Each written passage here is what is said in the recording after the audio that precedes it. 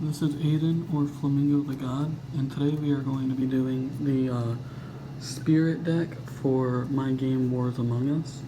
So let's get right into it. The location is Spirit Realm. It's Earth type, it gives you 3 energy, has 10 life. It's a location starting hand 4. Its ability is once per turn, reveal 2 spirit cards in your hand.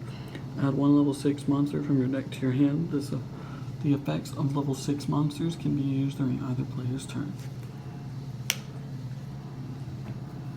So now we get into the monsters. Gyarados, the Spirit Watcher, is our Earth type, costs 3 energy, and it's a 3/3 stats, and its ability is you can have up to 3 of this card in your deck. If this card is unequipped from a monster, destroy 1 monster on the field, then discard 1 card.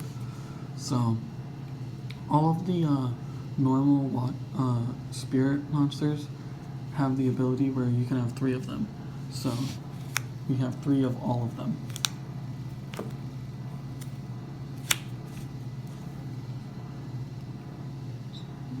They all are the same. They all have the same ability. And they might look a little different because I free-handed all of them.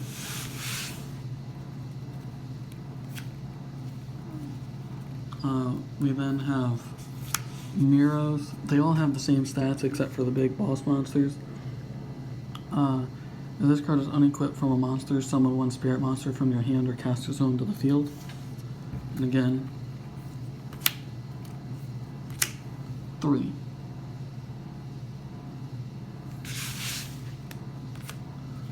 And then have Warlows. If this card is unequipped from a monster, that monster takes no damage and can't be destroyed by card effects until the end of the turn. Again, 3. Now for the secondary boss monster, we have Concord, the Spirit Reaper. It's a 6 energy, 6/6 stats. Its ability is if this card is unequipped from a monster, draw 2 cards, then discard 1 spirit card. And then we got their big main boss monster, Concordant, the Spirit Eater. It's 6, and it's a 9/9, and this is the, so far this is the record for the longest effect of any card in my game. Its ability is if you control 1 spirit monster, you can summon this to the field without paying energy. Once per turn, equip this card with 1 spirit monster on the field or in your hand. Once per turn, during either player's turn, unequip 1 spirit monster from this card. This card gains 1 life and 1 attack. So, that's it for all of the monsters. Now we get into the ability cards. Spiritual Graveyard. Add 1 ability card from your castle zone with Spirit in its name. If this card is in your castle zone, you can unequip 1 monster, equip to a monster you control, add this back to your hand. You can only use the second effect of this card once per game. So it just recurs itself. Fallen Spirit. Target 1 level 6 spirit monster you control, equip it with 1 spirit monster from your castle zone. Spirit Shield. Unequip a monster from a monster you control. Your opponent can't attack this turn. Play during other player's turn. If this card is in your castle zone, you can unequip 1 monster equipped to a monster you control. Add this back to your hand. You can only use the second effect of this card once per game. Spirit Chain. When your opponent would add a card from their deck or castle zone to their hand, unequip a monster attached to a spirit monster, then negate it. This is supposed to be, say, play during other player's turn, so I have to write that, but I haven't got a chance to. Spirit Release. Reveal 1 spirit card in your hand, then add 1 spirit monster from your castle zone to your hand. Once per turn, if this card is in your castle zone, unequip 1 monster from a monster you control, add this to your hand.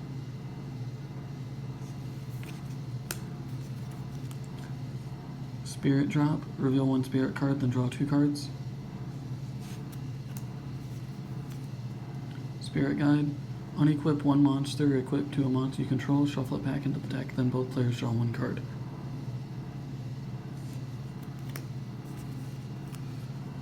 Spirit Capture. If you control a level 6 spirit monster, you equip it with one level 3 spirit monster from your deck. If this card is in your caster zone, unequip a monster, equip to a monster you control, add this back to your hand. You can only use this effect once per game.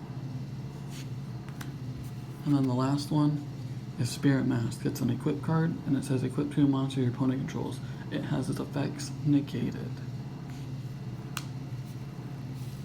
So it's a very simple deck. There's not as many cards to go over since, we run 3 copies of all the normal monster dudes. So there's not a whole lot of cards to talk about.